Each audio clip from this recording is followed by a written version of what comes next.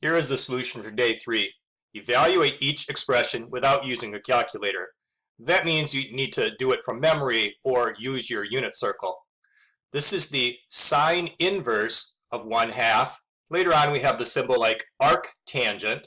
These mean the same thing. We're looking for an angle that has these trig values. Now we know that there are multiple dots around a unit circle that have the same value. So we need to pay attention to the established domain and range for the functions when we're finding this. Sine inverse of 1/2 means to find the angle that has a sine value of 1/2. That means the y-coordinate of 1/2. Well, this dot here has a y-coordinate of 1/2, but so does this one over here. We don't want to give two different answers. So by definition, the output of this function is going to be a value between negative pi over 2 and positive pi over 2. And so within this section of the unit circle drawing, it's this dot here we're interested in at pi over 6. Now question B, we want the inverse cosine of 1/2. So the cosine is the x-coordinate, so we're looking for dots on the circle that have an x value of 1/2. There's one here, and there's also one down here.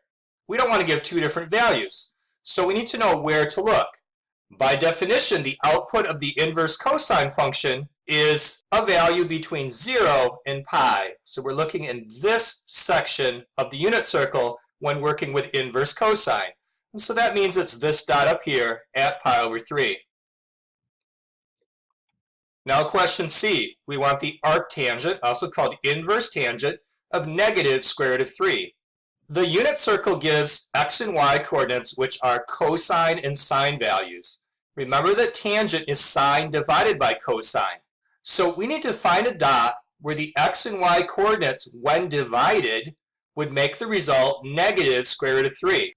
Take a look at this dot right here.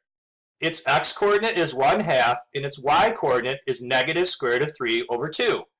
When you figure out y divided by x, look what's going to happen.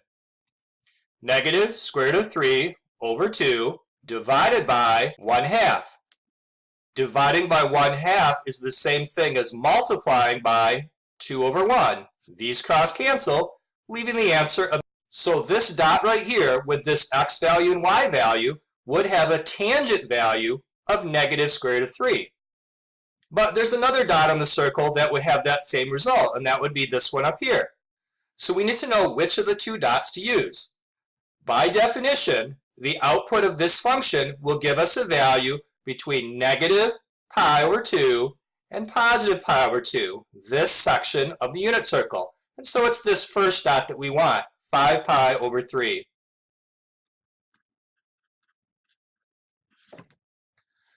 Finally, let's do the arcsine of negative square root of 2 all over 2.